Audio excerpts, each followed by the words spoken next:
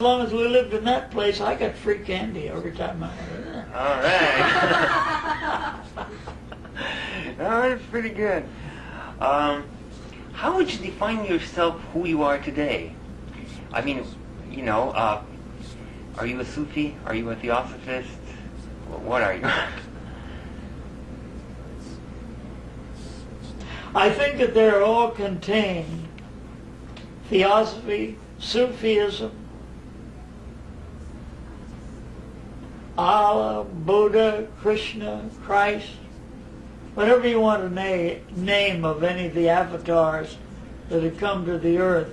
I think that they're all teaching the people primarily to get love, to express love.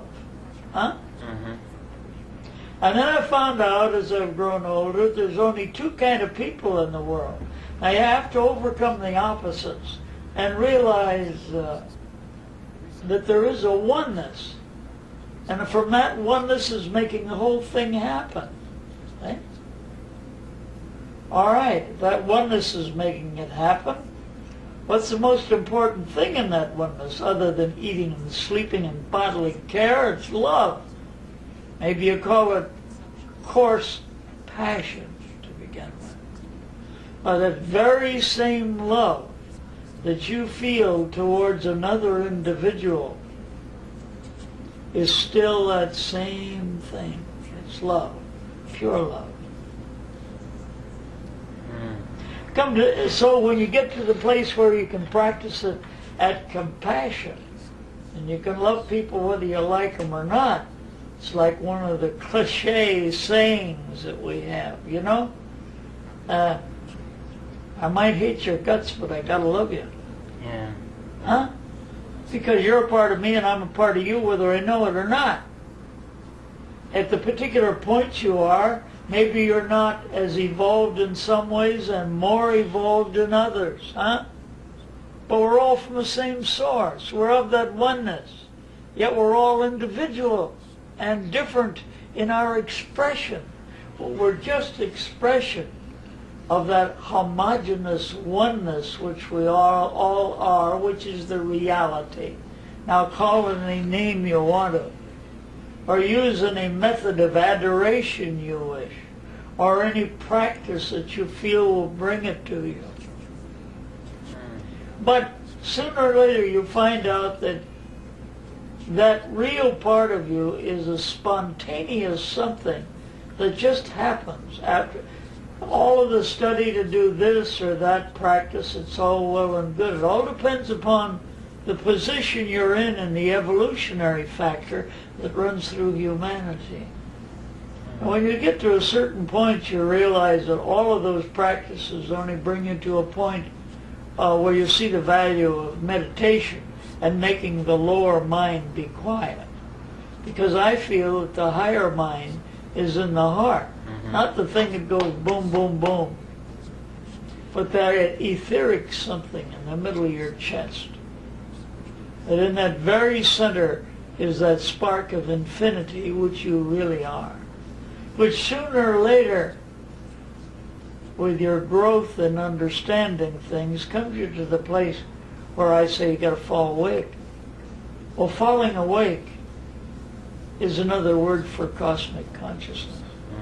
And we have flashes where, everything's clear, and you understand it. And then something comes along of one nature or another, and you go nuts about it, whatever it might be. Whether it's a home, a house, someone of the opposite sex, or whatever it is, and you lose your balance, you lose your equilibrium. And then you're hooked, as my friend is partially at the moment here. But sooner or later, you still love whoever you've decided that you're going to love, and love them intensely. But you realize that there is this higher factor. There's just pure love and compassion. There's only one thing we're all looking for is happiness. So joy must be the natural state.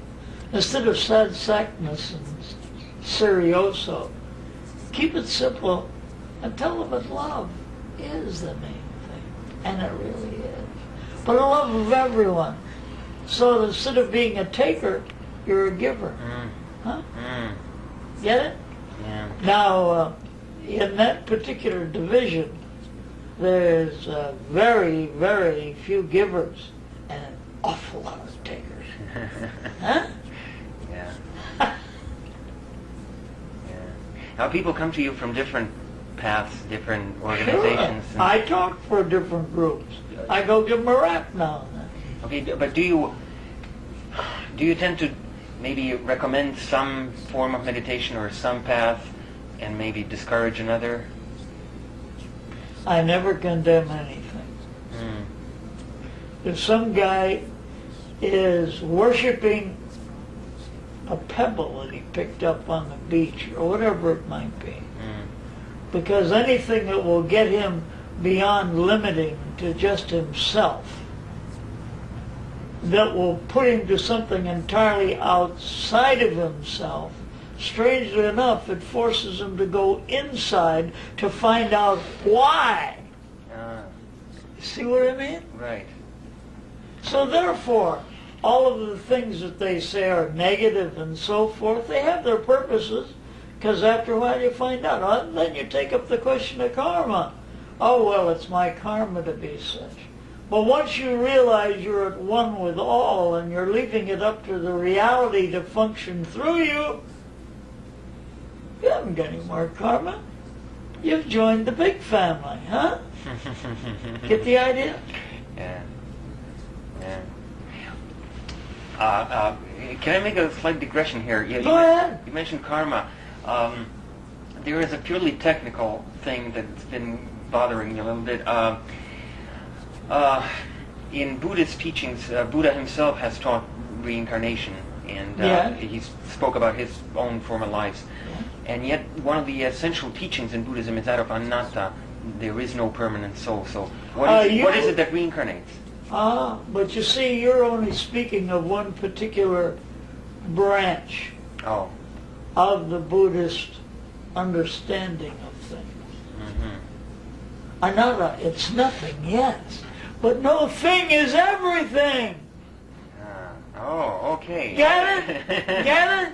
Huh? All right. You see what I mean? All of these things had to come out of something, didn't they?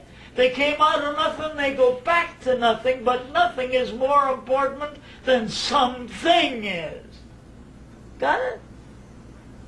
In fact, I gave a talk one night downstairs, and I said, well, I don't know if you're going to like it or not, you're all nothing, and I'm nothing.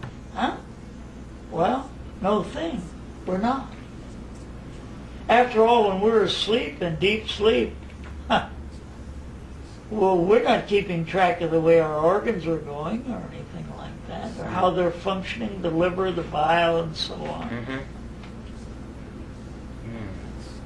It's dead. You can go up to a person that's asleep, or if they sleep with their eyes open, they're not seeing anything. Huh? That spark behind it, that realness, that's nothing. But it's everything. So regardless of what's bothering a person, like I was at this meeting, this guy that was through here not so long ago, I forget his name, Kelvin.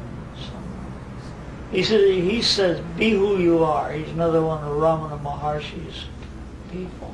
He went to India to find out about it, you know. And then he said, they told me the same there that I found out here, that no practices would do it. This is a person that's more highly evolved. But all of a sudden, when he was going down the street, everything was alive to him.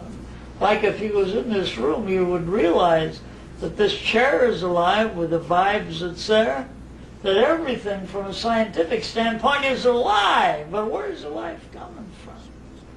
And how much of it has consciousness and how much of it don't.